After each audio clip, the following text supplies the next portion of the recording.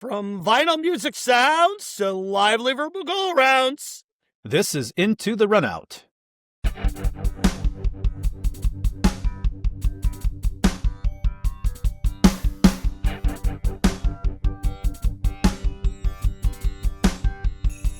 Welcome, everyone, to our final episode of the year, and it's the most wonderful time of the year. It's Christmas time. Hey! How you doing, Tony? I'm good, my friend. How are you? Doing great. Great to be back into full capacity for our last show of the season. Absolutely. And just to make mention, I want to say publicly, you did a fantastic job last week, corralling the interviewing duties and carrying the show with great credibility. So good job, buddy, and covering for my absence. I appreciate it. Thank you. Your absence was noted for sure. Yeah. I will mark you up as absent. Yeah. Only one. Second absence will be a decrease of grade. Well, it was excused. Oh, good. Yes. Yay. I'm sure I'll have an absence myself eventually, and you can talk to somebody on your end. Ooh, boy, that'll be a challenge. I'd have No to holds learn barred the in this inner workings. I have to learn the inner workings of the system. You are the master operator. So you'll have to give me a tutorial if I ever wanted to corral an episode solo. I'm the smooth operator. Yeah, that's right, baby. Coast to coast, LA to Chicago. I haven't been to Key Largo though. No, but we've watched Key Largo. Mm-hmm. We have. Bogey and Bacall, their final film together. Well, yeah, that too. Key Largo, yeah. Hey, I see you got a red shirt on and a beard. Yes, where's the hat? The hat is. He's got the hat. I got the hat. Oh, look at that. Yeah. It's one of those that came in like a box that we purchased from Marketplace. So it wound up being one of these. It's a Raising Cane's and Christmas Vacation. So yeah, so it kind of is kind of an apropos kind of hat. I mean, what's more holiday than Christmas Vacation? Even though I'm an old fogey, I prefer A Christmas Carol with the great Alistair Sim. That's my holiday classic. And then I prefer the one with Henry Winkler. Ah, yes, Henry Winkler. I'm kidding. But yeah, we got a little decor in the background. We got our Christmas mooses up on the bed, along with some Christmas decor. Is it mooses or meese? I think it's mooses. No, is it mooses? I don't know. Yeah, it's like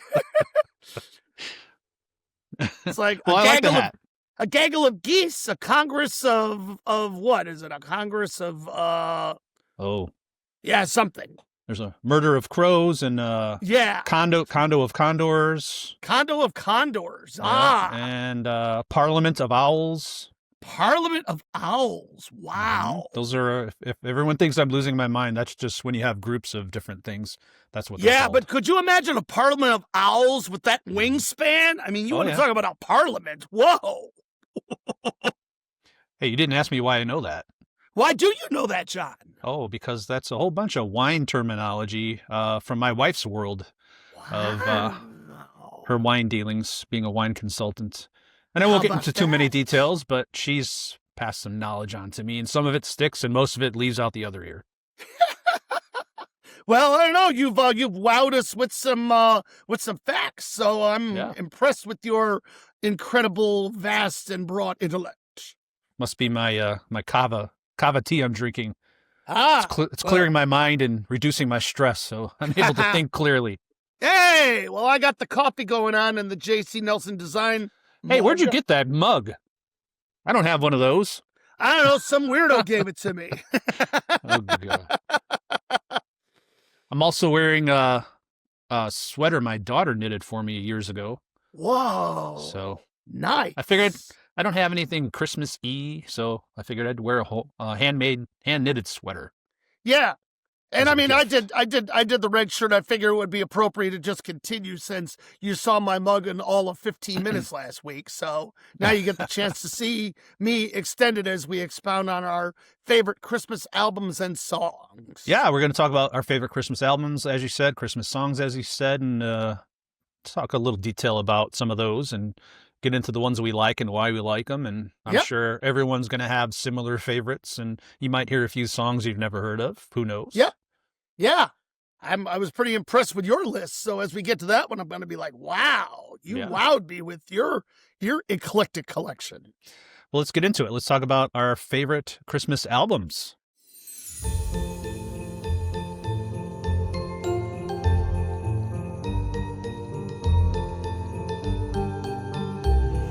All right. Well, these are in no particular order. No, they aren't. And I figure I'll just start from the bottom of the list and just kind of work our way up.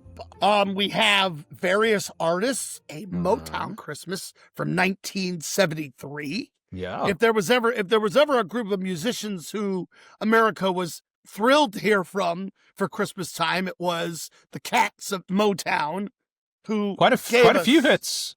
My God, yes. Yep, quite a few hits on there. We got Jackson 5 have a couple tracks on there. Yep, Santa Claus is Coming to Town, and I saw Mommy Kissing Santa Claus. Yeah, it's a good version of that. There's a couple. Absolutely. I mean, it's kind of a quirky song to begin with, so it is. When you could put a unique spin on it, that's always a bonus. Yes, and Stevie Wonder wows us with track 2 with What Christmas Means to Me, which I think was absolutely, a great offering. And then, of course, the side 3, he provides us a very, very insightful, touching, and hopeful song called Someday at Christmas. Great song. For its time was an optimistic and hopeful and thoughtful offering from a man who's given us so much. Yep. I know I'm a fan of Christmas songs that aren't, the usual run-of-the-mill song. So it's nice to hear a newer song, at the time, newer song. Yes. And just to be a classic as it goes on in the years. Absolutely. Hey, the Supremes, they're on there too. They are? They had a a great version of My Favorite Things. Yes, absolutely. For sure. And they also did a version of Silver Bells and White Christmas and Children's Christmas Song. So they were very active on the album. And Mr. Smokey Robinson, the eternal teenager, gave us some great offerings. He gave us God Rest Ye Merry Gentlemen and Jingle Bells and It's Christmas Time.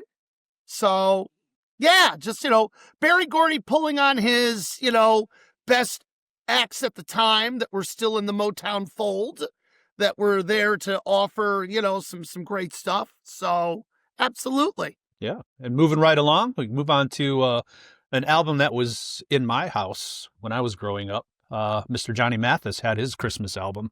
In our Merry home Christmas. Too. Absolutely. Merry Christmas with Percy Faith and his orchestra. 1958. Now, if you're familiar with Johnny Mathis, he's got that very happy, cheery, happy-go-lucky singing voice, and just sounds like he's having a good time singing. And you would kind of think this might be a slightly cheesy, for lack of a better word, Christmas album, but when you add Percy Faith into the mix, wow! I mean, it just makes it a classic album. Sure does. And I mean, Johnny is one of those entertainers that has, broken musical ground and records with, his sales and recordings. And if there was anybody who was, more qualified to do an album for the holidays, it would be the great Johnny Mathis. And he certainly didn't let us down and gave us a timeless album that will remain a fixture on people's turntables and musical, platforms for as long as we celebrate Christmas. And a very young Johnny Mathis at the time, too. Yep, on skis, telling us that, hey, he's about to go on a little trip into the winter wonderland. So iconic versions, 3 standout songs: I'll Be Home for Christmas, Sleigh Ride, which is a great version of Sleigh Ride, and Winter Wonderland. Yeah. Iconic versions of those Christmas favorites. Oh, fabulous. Hey, Fabulous. Did you have a copy of the Carpenters Christmas album when you were growing up? We did not. I just had mom and dad just had the singles, which, was certainly, a fixture in anybody's music library who enjoyed the Carpenters. But yeah, that was an album that we didn't purchase, but whenever, you heard, Karen Carpenter singing, it was just, you were just immediately engaged because her voice just arrests you and you're just caught up in it. And this was, of course, the Christmas Portrait Christmas album. I believe they had one other Christmas album, and then the 80s or 90s, I think, if I remember correctly, they came out with a kind of a compilation of the two with different versions on there. But classic songs like Sleigh Ride, Have Yourself a Merry Little Christmas, a great version of that song. Yeah, absolutely. Merry Christmas, Darling. Merry Christmas, Darling. Home for the Holidays. I mean, Merry Christmas, Darling for sure. It's like, wow. Woo. All right. So 1980s. I had a copy of this CD, and it was very unique at the time. Very Special Christmas, 1987. Yeah. I mean, you're going to get all the outtake versions of Christmas songs with, at the time, modern pop singers and rap singers and rap artists also. Yeah, I mean, it's an album that honestly I didn't realize even existed until you listed it. And then once I did the research, I'm like, well, now I understand why I was hearing certain Christmas songs from those artists so many on the radio. There. And you could take them, if you could take them or leave them, that's up to you. If you're a Christmas sentimentalist and like the original versions, or if you like newer versions. But yeah, this definitely has a lot of new takes. Well, at the time, new takes on Christmas songs. There was a follow-up CD to this also. Really? I didn't know that. Wow. Yep. But you've got, the Eurythmics' Winter Wonderland. You've heard that song. Oh yeah, absolutely. Whitney Houston does a great version of Do You Hear What I Hear? The Pretenders, if you leave on the radio station long enough during Christmas time, you'll hear their version of Have Yourself a Merry Little Christmas. John Mellencamp, I Saw Mommy Kissing Santa Claus. I remember that one. Yeah, good version of that. U2 has a interesting version of Christmas, Baby Please Come Home, and it's kind of sounds like the original. Yeah, Santa Baby by Madonna, which at the time I thought that was an original song. I didn't know there was I didn't know Eartha Kitt existed before then. Well, you saw her as Catwoman, but you didn't realize for a while that she was actually Catwoman. Yeah, I didn't know that either. I was learning in those days. Yeah, not at school, but I was learning. I was learning music facts. That's right, the School of Hard Knocks. That's where you learned it, buddy. Bob Seger, Little Drummer Boy, great version of that. Yes, that was a very good one by Bob. Yep. And of course, Run DMC gave us the memorable and epic Christmas in Hollis. Oh, I was going to save them for last. Finish up with that. 'Cause I was going to mention your girl, Stevie Nicks, is on there too with the version of Silent Night. Yeah, that was interesting. It's like, Stevie doing Silent Night. Like, wow. Great to see the local, the modern artists at the time getting an opportunity to get in and, do something different from what they're used to. I mean, you certainly don't picture Eurythmics or Madonna doing Christmas songs, but there they were killing it. The chairman of the board, Frank Sinatra. I mean, 1957, A Jolly Christmas from Frank Sinatra.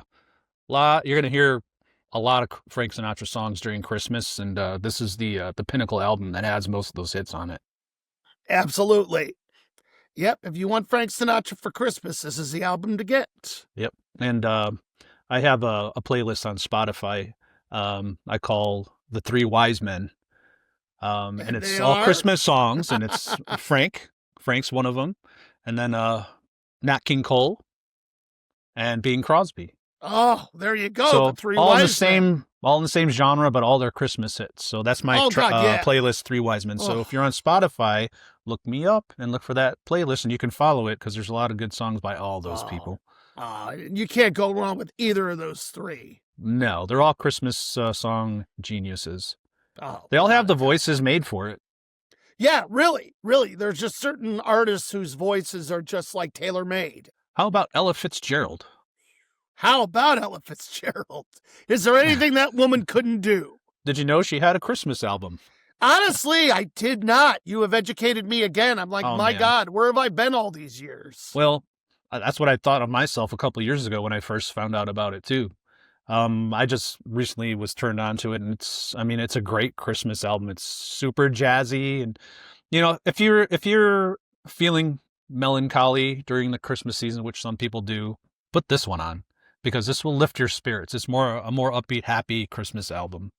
Definitely treat yourself to it. Yeah, because she wishes you a swinging Christmas, and you will definitely be swinging by the time you're done listening to this one. Great version of Sleigh Ride on there. Oh, yeah. Awesome. All right, and then Mr. Christmas himself, Bing Crosby. Yep. His great holiday album, White Christmas. Front to back, greatest hits album, basically. Yeah, White Christmas, it's beginning to look a lot like Christmas. Just on and on and on. It's like Bing Crosby's there. Whether or not you know Bing Crosby, did the song, the moment he does it, you instantly know, oh, that's Bing. He's giving us another treat. And so effortless. Let's move on to I just watched this the other day. The Vince Guaraldi trio with their Charlie Brown Christmas. Gotta have that one in your house. It's funny. I'd never had the album of Vince Guaraldi, but we did have like the album that was the actual special on vinyl, and that's what we listened to a lot while we waited for the actual program. But yeah, if there was anybody who was born to do this type of music, the late Vince Guaraldi was masterful. And I know that there's not a bad song on the album. From Linus and Lucy to Christmas Time Is Here to down the line to every single offering, Vince just was one of those masterful arrangers, performers, personalities that just brought jazz into the mainstream and gave us kids a gift that, that it's just enriched our lives. We may not have known jazz in the pure sense, but the moment we watched Charlie Brown Christmas, we were introduced to the most coolest, hippest, melodic form of jazz we could ever ask, for. We had jazz implanted in our lives from birth, basically, and we just didn't know it. Didn't know it. Watching the Charlie Brown Christmas specials, those were out before we were born, but 65. As we grew up, the reruns played every year, and we heard the jazz. Every time we watched Mr. Rogers' Neighborhood, we heard jazz every episode. Yep, John Costa banging away on that piano, giving us beautiful, beautiful jazz pieces every time. Yep, and it's so great now knowing all of that and getting educated and maturing with music that you can now go back and listen to their massive bodies of work besides those children's shows. Oh, yeah. Yeah, Vince was hip as can be. He just was, God, he was so good.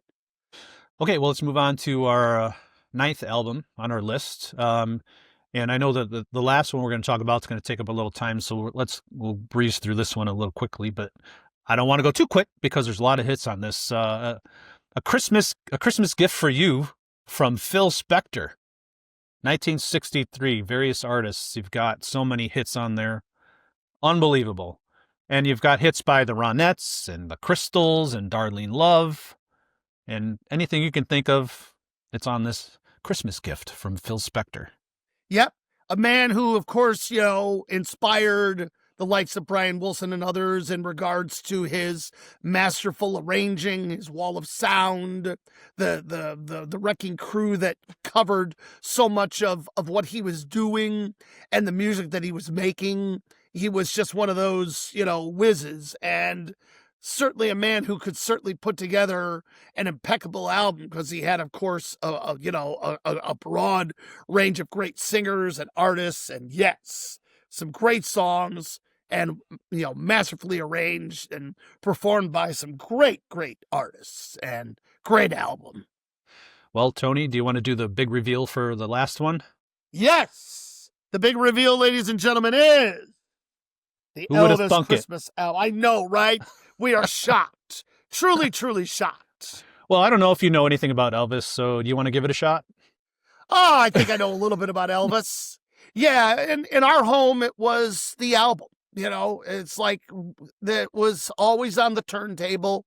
And in fact, I was just listening to it this morning in preparation for today because I wanted to get into that Christmas spirit. And the king of rock and roll certainly did it as good as anybody. And he had of course, some wonderful, people involved in it. The Jordanaires singing in the background and Glenn Hardin arranging the pieces, who was his piano player in the TCB band.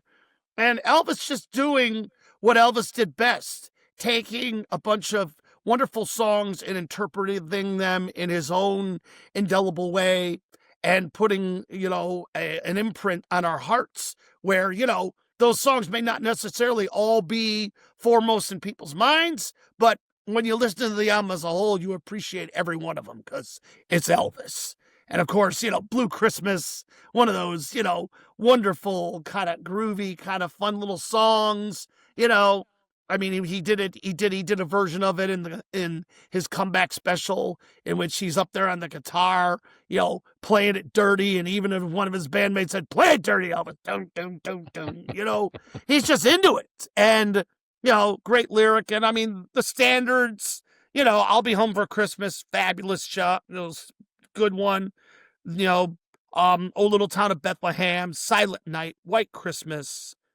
Santa Claus is back in town. "Here Comes Santa Claus." "Santa, Bring My Baby Back to Me." All wonderful songs. And of course, the one which, I'll reserve because it is the pinnacle song for me at Christmas time. And of course, that one is "Why Can't Every Day Be Like Christmas?" And that actually tops my list. So I won't expound on it here, but that's I'll a great expound song. on it when I agree. and I can't wait to read the details because I did a little more research on it, and I already knew some of the details, but it was like, wow, just wonderful. But yeah, it's an album that if it don't put you in the Christmas spirit, get yourself another glass of eggnog, add something to it to give you some little boost. But get this album. You need this album, America. You need this album. Get it. Get it. Do it. Do it. Do it. Do it. All right. Well, we have a few that didn't make the list of our top 10, some honorable mentions. So why don't we get to those before we move on? Andy Williams. If I mean, every time I hear "It's the Most Wonderful Time of the Year," it just puts me immediately in the Christmas spirits. It's a spirit lifter. It is for me. I get sick of a lot of Christmas songs, but I never get sick of that one. No, there's just something about Andy Williams, his delivery, his effortless. Yeah. And it's the most wonderful time of the year. Same thing. Yeah. He just has this voice, this wonderful voice. It's kind of like Sam Cooke. When you hear certain voices, you're instantly in a good mood because they just sweep you in and you just are right with them as they sing it. It may be for the 1,000th time, but you never get tired of hearing Andy Williams sing "It's the Most Wonderful Time of the Year." Yeah, if you see me skipping down the sidewalk in the snow, I'm probably listening to Andy Williams in my AirPods. Yeah, absolutely. You'll never see that.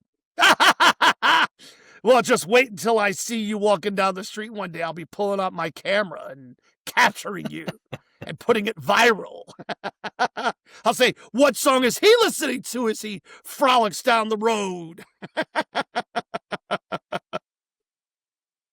Amy Grant. Woo! She had a great Christmas album.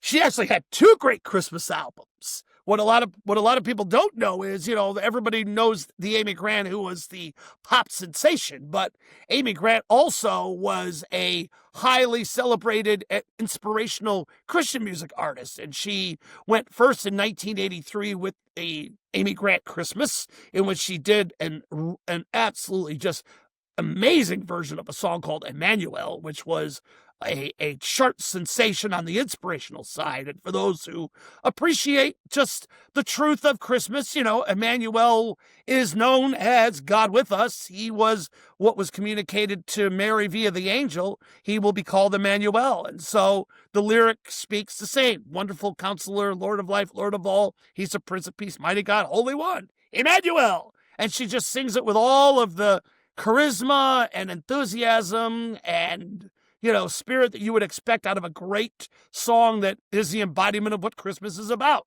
And a great album too. It's Amy Grant still, before she made that turn into the pop realm, she's in her rhythm and delivering a magnificent Christmas album. And then almost 10 years later, she gives us another treat called Home for Christmas. Yep. A couple great hits on there too. It's the most wonderful time of the year. Yes. And my favorite grown-up Christmas list. Oh yeah, a lot of people's favorites. Yeah, a lot of people's favorites. And there's a little underrated one on that album called "Breath of Heaven," which is Mary's song, and it's a very, very, very touching and moving song because it tells the story of Mary going along, and it's her song summarizing the state that she's in, knowing that she is cold and weary, carrying this baby, and she's pretty much in the song embodying a prayer from Mary saying, "Breath of heaven, be forever near me, hold me together, pour over me your holiness, because I need you right now. I'm in a tight spot. I'm going along the road. I'm carrying this child. It's tough. I need some help, Lord." And it's a beautiful song. It's like you get goosebumps down your neck when you listen to it. Sounds wonderful. I know I've heard it, but I just can't think of it in my head right now. But Christmas genre, definitely a great segue for her to come out of the Christian pocket. Over into the poppy side. Yeah, and she's just one of those durable voices. You hear her and she just has that integrity about her where, you just believe what she's singing. And she's just one of those voices. She transcends all the different genres and just gives you somebody who's really just authentic. Yep. I have Gene Autry on my underrated Christmas album list. The guy he goes way back. I mean, he's one of the very first pop country crossover Christian artists. A lot of great hits on that album. And if you go further down to the last track on there, What Child Is This? I don't know if you've ever heard that version of it, but if you're familiar with Gene Autry, and I guess you could be without even hearing him, you see him with a cowboy hat and a cowboy outfit, you kind of hear the twangy, Rudolph the Red-Nosed Reindeer and all that stuff. But if you get to that last track, What Child Is This? His voice completely shifts. I had to look it up to see if it was even him singing. Wow. He just goes into this gospel hymnal voice, very smooth. It's almost like the cowboy thing was an act and this is his real voice. So if you haven't heard it, look it up on YouTube. I will definitely look that one up. Absolutely. Yeah. Wow. It's very interesting. Oh, cool. I love that. What child is this? What child is this? Well, I think we know what child this is, but we'll give it a listen. I think we figured it out. We figured it out. And of course, the last of the honorable mentions, what is a holiday without the Beach Boys and Mike Love giving us a wonderful description of Santa's sleigh, the way he described those wonderful automobiles in songs like 409 and Shut Down and Little Deuce Coupe. No man breaks down the machine better than the great Mike Love. And he gives us the Little Saint Nick. We never knew that Santa was riding the Little Saint Nick through the eye, but boy, Mike breaks it down. He's in his souped-up sleigh. Man! And delivering, he's the man with all the toys, delivering the toys. But all the little children. He would need a souped-up vehicle, though. I mean, leave it to the Beach Boys and Mike Love to explain to us the secret behind Santa's success. The Little Saint Nick. Yep. We love it. And, of course, the harmonies. I mean, we love the Beach Boys for their harmonies. And... the little Saint Nick. Whoa, come on now. You hear Carl Wilson's voice just resonating through that whole wave of magnificent harmonies. And I think the Beach Boys were just happy that the Beatles didn't make a Christmas album, so they could just just have that all to their own and not have to worry about whose is better. Exactly. Yeah. I mean, the Beatles had their little fan club kind of Christmas stuff that they put out. You could hear. I'm sure you've heard some clips of it. Oh yeah. Happy Kringle and all that good stuff. So no, but the Beach Boys they put a good mark, and I think it was a nice gesture on Capitol to give them, a bone, give them something, because the Beatles certainly rose to the top in the Capitol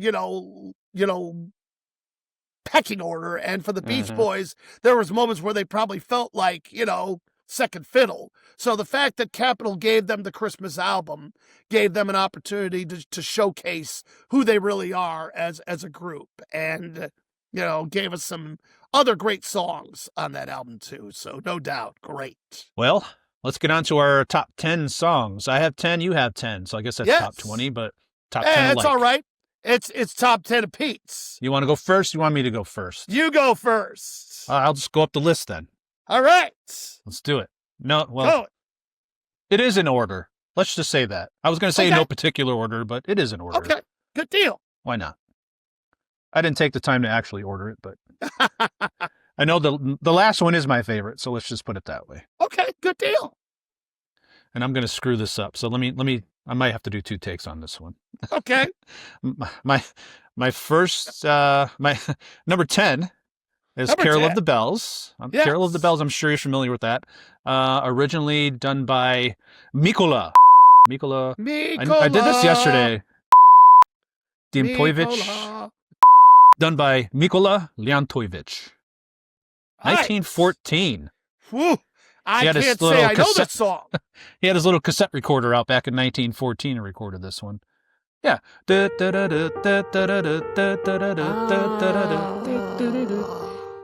Yes. Of course. Yeah, I knew that one. I knew that. Jingle Bells. I'm a fan of Jingle Bells, but what version are we talking about here? I love the Bing Crosby and Andrews Sisters version of it. Back on the White Christmas album. Nice. 1943. It's one of those faster versions with the Andrews Sisters basically making that song. Fabulous. And then White Christmas by the Drifters. That's a very happy, cheery doo-wop version of White Christmas. Yep. Yep. I mean, nobody could do it like the Drifters. They were the embodiment of that doo-wop kind of era. Yeah. I just watched the Santa Claus last night, and I think that song's in there if I remember correctly. Oh, it is. Yes, it is. We just watched that too just about a week ago. Yeah. And I think it's in Home Alone also, if I remember. I think you're right. I think it is. I think it's the shaving scene. Yeah. And if I'm wrong, you could blast me in the comments. We won't blast you. I'm using the old noggin, and that doesn't work. It's Christmas time. We don't do no blasting. Well, maybe I'll do blasting at some point, but I'll try to be gracious about it. All right. Yeah, so Silent Night. Westminster Choir. Westminster Choir, and really any choir. I love that version of Silent Night. Just a nice, smooth, moody version of Silent Night. Bing Crosby again, making my list with White Christmas. He's usually on the top of everyone's list with White Christmas, but he's in the middle of my list with White Christmas. Yeah, absolutely. And then you got the Christmas song with the chestnuts roasting on an open fire by Nat King Cole. That's a great one. Oh yeah, yeah. I mean, you could just feel the Christmas wishes from Nat right from his heart to ours, and we feel it. We do. And then we talked about Charlie Brown Christmas earlier with Vince Guaraldi, but my favorite song on that album is actually Skating. Yeah, it's a nice. That's the.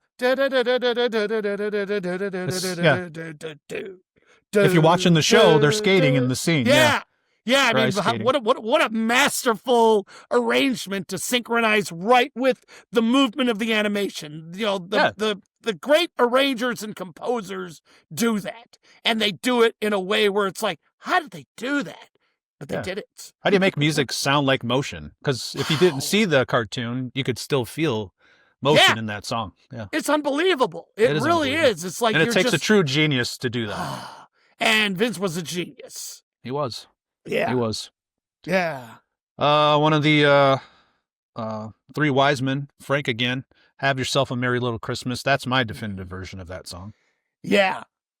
Yeah, it's phenomenal. And we talked about Andy Williams. He's number 2, making us all happy and go lucky with Happy Holidays. Yep. I mean, it's the most wonderful time of the year, and happy holidays. I mean, let the merry bells keep ringing. And as far as I'm concerned, when Andy Williams is singing it, let the merry bells keep ringing all year round. And my favorite Christmas song of all time goes way back to when I was a little youngin', Little Drummer Boy. And that is... Yeah. Harry Simeon Corral. Oh, and what a version, too. I mean, you can hear it in your head. You can hear it in your ears. It's just there. And again, for me, it's almost making motion with music. And now you're just using voices to do it. It sounds like, you have the drums, but you have the home, and it sounds like people are marching with the drums, and it's just the song's moving along. And I always love that song. Yeah. I would love to know more of the brain trust behind the arranging and the performing, and how, because there had to have been a really, really good producing genius behind that song and making it all come together the way it did. I mean, just if you're looking for a textbook way to arrange and perform a song and bring it to life, you can't do much better than the people and the artists in that song. It's just wow. Exactly. Yeah. How about you, Tony? What do you got? Oh boy. Well, I have an interesting list of top 10. I made an attempt to not devote too many songs that were already on our top 10 Christmas album or honorable mention, and I succeeded with 8 of them, but I do have 2. Okay. One which I already mentioned. I kind of already made it kind of the top already a little anticlimactic. I spilled the beans, but I mean, it's no big deal. The buildup is still the same. But I also did it because I replaced on my initial list, I chose Nat King Cole, and I'm like, well, John did Nat King Cole. I got to find a replacement. So I said, well, I'll just pull off an album. But I accidentally did it too with Sleigh Ride by the Ronettes. It's just... that song to me just instantly it just brings you in. It makes you want to hop right on that sleigh and go for a ride. And no one better than the voice of the late great Ronnie Spector to give us that invitation and that call to the sleigh ride. And her voice just rings true. It rings smooth. It's effortless. And unlike the queen of noise pollution who made an attempt to sing it in the 90s, Miss Mariah Carey, Ronnie Spector actually sings it. So wonderful song and my choice. So then we have What Is a Holiday Without Cha-Cha-Cha, the great Jimmy Durante, giving us Frosty the Snowman. I mean, big nose. The big nose, the big schnoz, and cha-cha, that's my boy. I mean, we love the cartoon, we love the song, but there's just the great Jimmy Durante just singing away and just sweeping us along with Frosty, along, the bumpity bump bump. Look at Frosty go. We're going right with Jimmy. We're going right with Frosty. And it just instantly puts you in that chipper holiday mood. A wonderful children's classic, and Jimmy giving his own little treatment on it, and indelible, and I absolutely love it. And we have, right out of the annals of another classic Christmas special, How the Grinch Stole Christmas.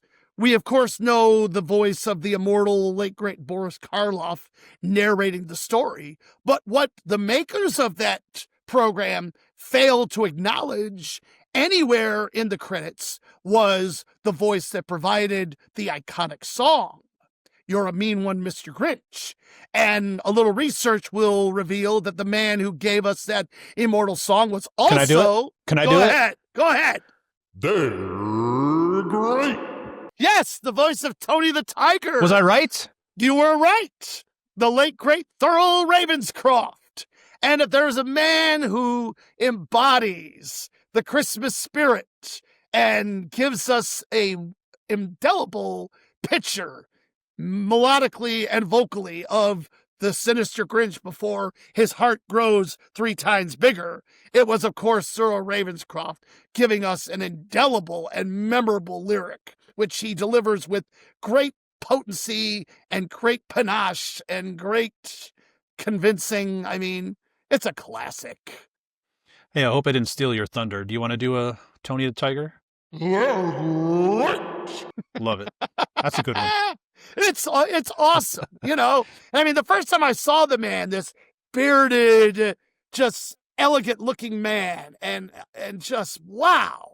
He gave us an iconic, you know, song to an iconic moment in a children's film, an iconic voice of a cereal that we ate throughout our whole lives. I mean, if he was just known for those things, what a great life to live.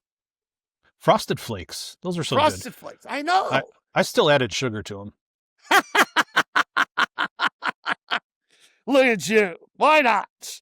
And moving up the list, we have a song that may not be in a lot of people's top 10.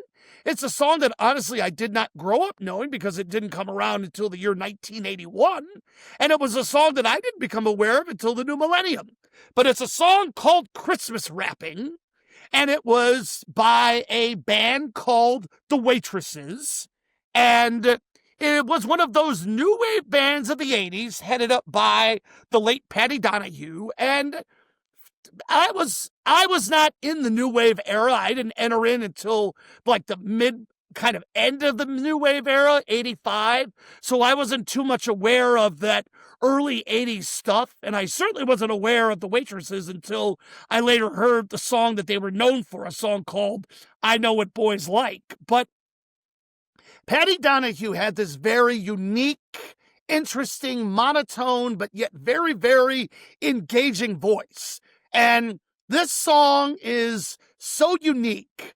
It tells this very fascinating story of just a gal who at the beginning of the song is kind of down on the sentiment of the holidays, but still wants to be excited about the holidays, but is conflicted because there are these connections that have not happened in her life. And they all revolve around this guy that she's been trying to see throughout the whole year and not able to make a connection with.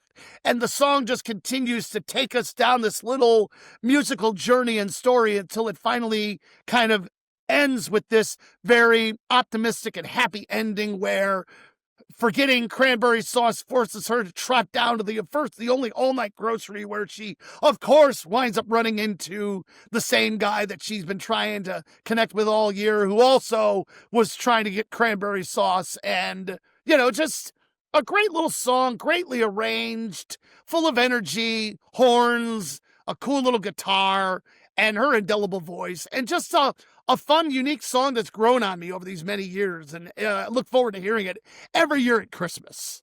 Yeah, it's a newer sounding hip Christmas song. If you're not familiar with it, I kind of get a little Blondie sound when I hear it. Yeah. So yeah, good analogy. Very good. Yeah, definitely in that same vein. Yep. Who was, of course, very new wavy too. So yeah, absolutely. All right. Well, moving up the list, we have, once again, right out of the animated world, we have the Snoopy's Christmas by the great Royal Guardsmen, who had already done a song called Snoopy and the Red Baron. But here they give us a whole different treatment of Snoopy and the Red Baron, and they wrap it around this, this beautiful sentiment of the Christmas bells, somehow bringing peace to all the world and goodwill to man, and wrapping it around this story of Snoopy being called out to face the Red Baron over the hills of Europe during Christmas time, and the sound of the bells, and that, of course, that epic, chorus, Christmas bells, those Christmas bells. But, and I think there may have been a little twinge of inspiration in it because there was always those stories that went forth during the First World War where the participants in the battle would, at the nightfall, both converge to the enemy lines, and smoke cigarettes and just, not engage in any physical kind of war, but just have time socially to interact, almost like, recognizing the insanity of war and the foolishness of war and how humans are who they are, regardless what line you're on. And it feels like that they kind of took that concept and took it to a whole nother level with this rousing, wonderful song. And I know it moves me every year. I just love the sentiment of it. And, in a time that we live in where there's such hostility in our world, in our country, with political differences and social differences and global differences, this song rings out and it gives you hope that maybe somewhere in the strong-willed heart of humanity, there could still be the hope of the Christmas bells, bringing, goodwill to man. It's one of those sentimental songs that just moves me and makes me happy and makes me grateful that we have it at Christmas time, and the wish that one day it could maybe be more of us all around the world. That's it, right? We're done? No, we have more. But wait, I'm kidding. But wait, there's more. The tweets. like the meme, we will give him gifts of frankincense and gold, and then there's the pitchman. But wait, there's myrrh. Oh, next on we have a late 90s offering, the Christmas Canon by the Trans-Siberian Orchestra. I mean, if there's a song that wants to put you in the holiday spirit, all you got to do is throw on a little Trans-Siberian Orchestra, and it's like da da da da da da da da da da da da da da. Wow! I mean, wow! Just my wife will be happy you mentioned that one. She loves that song. Oh, yay! And she'll be mad at me because I didn't mention it. That's She's like, why didn't you say that one? I covered for you, my friend. I know you. I know you like good music, and I know this is a song you absolutely love without you even telling me, because you have impeccable taste. Just look at that music collection behind you. By the way, look at the holiday theme, folks. Look at all those wonderful Christmas albums behind there. I mean, John is just showcasing Christmas in all of its final form. It is why Into the Runout exists, folks. There's a few more that didn't fit, so I just left them off to the side. But that's all right. It's all good. Okay, moving on. Is there ever a Christmas that is not a Christmas when you don't hear the wonderful, magnificent, engaging voice of the great Jose Feliciano emerging out of your speakers, singing Merry Christmas in his Hispanic dialect, Feliz Navidad? I mean, we really didn't know what, Christmas was like outside our Caucasian upbringing, but when Jose Feliciano wished us Merry Christmas in his native tongue, boy, we loved it and we still love it. And Christmas isn't Christmas without hearing it. And then, of course, him singing it in his wonderful, indelible way. I want to wish you a Merry Christmas from the bottom of my heart. And we sure wish him a Merry Christmas from the bottom of ours. He's made our life so much better. It's a good song. I just don't like to hear it the day after Halloween. Right. When everybody starts blasting all the Christmas music. I know. There needs to be a rule. You're going to hear it at least 3,000 more times before Christmas comes. So. Well, that's true. Well, sadly, there's other songs that are played thousands more than that one. But write your congressmen and women, write them and have them put in some sort of law to stop radio stations from playing Christmas and stores from playing Christmas music before Thanksgiving. Before Thanksgiving. Is it too much to ask? And Menards. I go to Menards on 4th of July and they've got Christmas stuff out. What are you doing? Well, I mean, I took my wife Christmas decoration shopping in September at the Hobby Lobby. They put it out, and it's like, if you don't go then, you're going to miss out, because when you go back in a month, there's going to be far less to choose from. And it's just, They've conditioned the public. Commercialism. Yeah. It's like it's the embodiment of Charlie Brown's wailing and lamenting, and it's Charlie Brown Christmas. My own dog gone commercial, my own sister, Lucy saying, Christmas is run by this big Eastern syndicate, I mean, but that's what we're fighting against. Commercialism, we have to fight it with the spirit of Christmas, which is, what Linus beautifully summed up on the stage, That's what Christmas is all about. Peace on earth, goodwill to all men. The Savior born. Hark the herald angels sing. Yes. Glory to the newborn King. With by the way, before I forget, because it's in my mind, of all the Christmas songs that I'll touch on, though, I think my favorite, holiday themed song, though, which I don't have associated to an artist, but when I think of what I think best embodies what I love about Christmas is, of course, the song "Oh Come All Ye Faithful." That one just rings true to me because it just beautifully sums up the story of what Christmas is really about. And when we say, "Oh come, let us adore him," who are we adoring? Christ the Lord. Yeah, I don't know who the original composer is of that, but I think the best version I like anyways is Bing Crosby does a great version of that. Yeah, he does. He does a lot of older, more religious songs. Yeah, he does. Most people don't do those anymore. They don't usually cover those anymore, unless you go strictly Christian genre. But most mainstream artists don't cover those anymore. No, that is true. That is very, very true. And moving on. Rocking around the Christmas tree. Who does it better than Brenda Lee? Again, you're going to make my wife angry at me because she loves that song too. And I didn't mention it. That's all right. I covered for you because when that one goes on the radio, I'm like, oh yeah. I mean, it's just, you're instantly in the Christmas mood. I mean, I never rocked around the Christmas tree because, the tree was kind of in the section where it's like part of it faced the wall. So we could never really truly rock around the Christmas tree. But boy. Yeah, you can do like a half circle. Half circle, right? Right. While we had to worry about the cats tearing down the tree. They were just like, where are they? Oh, yeah, they're by the tree. That was my mother-in-law's favorite Christmas song, I think. I mean, I didn't ask her, but she sang that song every time it came on, so I'm very familiar with that song. And that's another one of those uplifting, as soon as you hear it, you're in a good mood song. Yeah, absolutely. Yeah, and it's just, from way back in the year of 1958, and we've been enjoying that song now for generations, and it's great. Another song that instantly brings cheer to my heart is the late great Burl Ives singing us "Have a Holly Jolly Christmas."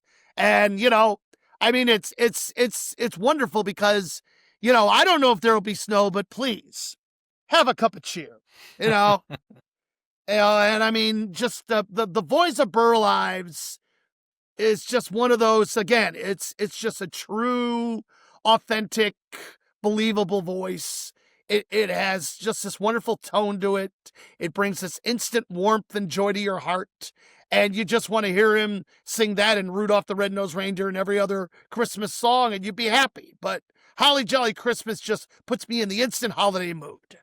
If you had to have a Christmas narrator, that would be him, Burl Ives. Oh, just watched that last night. It was on NBC, I think, last night. Oh, good. So we watched it on regular TV because I wanted to have the commercial experience. Because I think it's always best when you have commercial breaks. Oh, yes. So you can get up and get your snacks and stuff like that. But yeah, I noticed I don't know if it's a new thing now or if it's just what channel I was on, but they took the commercial breaks all at the wrong time. I remember when we were a kid, you always knew when this song ended, then they went to commercial break. Or when the Bumble came out, and then they went to commercial break, and now it's like they just put them every 5 seconds so they can stick in as many ads as they possibly can. Terrible. It is terrible. Commercialism destroying commercialism. Yeah, really, right? It's kind of like it's eating itself. It's the Little Shop of Horrors being played out on modern thing. Feed me, feed me, and it just grows to this big ominous, thing that you just it's out of control, and I'm afraid there's no way to redeem it. Nope. Nope. And now, last but not least, already mentioned, but will be expounded on further now, off the iconic, epic Elvis Christmas album. It is a wonderful song that was written by Elvis's longtime friend, Memphis Mafia member. He knew him from Hume's High School in Memphis, Tennessee. The man named Red West, the late great Red West. As Elvis described in the song, it was in about an hour and a half, and he recorded and released it the same year under his own label for the 65 Christmas season with little success. Red did, but then Elvis did a version of it, and he did it in RCA Studio B in Nashville with background vocals provided by Billy Kirkham, the Jordanaires, and the Imperials Quartet. 2 days later, on June 12th, Presley's vocals were added. According to West, the vocals were sung and recorded in a hotel room after enthusiastic Presley heard a copy of the just recorded backing track on a 2-track tape recorder. The song was released on November 5th, 1966 as an R.A. Victor 45 single, backed with How Would You Like to Be from the movie It Happened at the World's Fair. The song resonates to me for sentimental personal reasons, because this album was a fixture on our turntable. It was my dad's favorite song, and every Christmas, it played, and I could hear my dad singing away, and I still do. And there are tears, but they're happy tears, because it's just another reason to remember somebody special and a song that's special. And for Red West, his lone offering to Elvis's musical catalog. And what a beautiful, beautiful, beautiful lyric. I hear the bells saying Christmas is near. They ring out to tell the world that this is a season of cheer. I hear a choir singing swiftly somewhere, and a glow fills my heart. I'm at peace with the world as the sound of their singing fills the air. And then Elvis giving us, oh, why can't every day be like Christmas? Why can't that feeling go on endlessly? If every day could be just like Christmas, what a wonderful world it would be. And the sentiment, the thought, the summary of it, it so embodies what Christmas really means to all of us. However you celebrate it, in whatever form it takes, whether you're moved by a choir, whether you're moved by Santa Claus, whether you're moved by the thought of your relationship with Jesus, whatever it is, it's that feeling, that sentiment, that, reality that, during the holidays, we try to be more festive, more thoughtful, more giving, more generous, more charitable, more reasonable, more ethical. And if we could translate that and extend that into our lives, I think Red really captured it. And Elvis, communicated in such a beautiful way. And the arrangement, the song, the sentiment that goes with it, it's, to me, my all-time favorite Christmas song, and will always be my all-time favorite Christmas song. It's definitely a great song. It's those sentimental songs that make you reflect during, the Christmas time. And that's what Christmas is a time of reflection and hopefully self-reflection. And then that translates into giving. And I think this is a great song because it's not only just a Christmas song. It's a song that has thought and meaning put into it, and it was well written, and obviously couldn't have put it in better hands than Elvis to translate those lyrics into words, into vocals. Absolutely. Yep. And that rounds out my top 10. And, and yes, ladies and gentlemen, no mention of Mariah Carey, and we're going to keep it that way. No, we got a Mariah Carey segment coming up next. Here we go. Oh, really? No, I'm kidding. All I want for Christmas is not to hear anything from her again. But in the spirit of bright cheer and goodwill toward all men, we'll reserve further criticisms of her for a roast episode on maybe artists that annoy us. But let's do that. Let's save that for a different time of the year. But this time of the year, we're going to be happy and jolly. Yeah. And so grateful that we've made it to our 16th episode of the year and our last episode of 2025. Tony, it's been great. It's been wonderful. To be able to share this time with you every week, John, has become such a significant part of my week. And for those of you who have liked and subscribed and have joined us on our little musical journey, we are especially, grateful and feel very, very blessed that you've taken the time of your life to spend a little bit with ours. And, we're looking forward to the new year in which we're going to venture into some new things and more episodes on great albums and artists, more engaging interviews, some fun stuff that we have in the works. And, this holiday season, I can definitely speak for John from the bottom of our grateful, happy, festive hearts. We do wish you and all your loved ones the happiest and merriest of Christmases, Happy New Year, and we look forward to seeing you all as we move into 2026 with a groundbreaking new year where we'll be giving you more of the fun parts of music discussion. You said it. You said a mouthful, and there's a lot. Just so much coming up, and we can't wait to share it with you. And we are so grateful to have had you join us this year. And Tony, Merry Christmas to you, and Merry Christmas to Jeanette, to you, John. Yes, and to you and Trilinda and your wonderful kids. Yep. And your parents and your mom as well. Oh yeah. Merry Christmas to all, and to all, a good night. A good night. And when we resume in 2026. Where the music fades, the conversation shall begin. Yes. Merry Christmas, Happy New Year. See you in 2026. See you on side 2.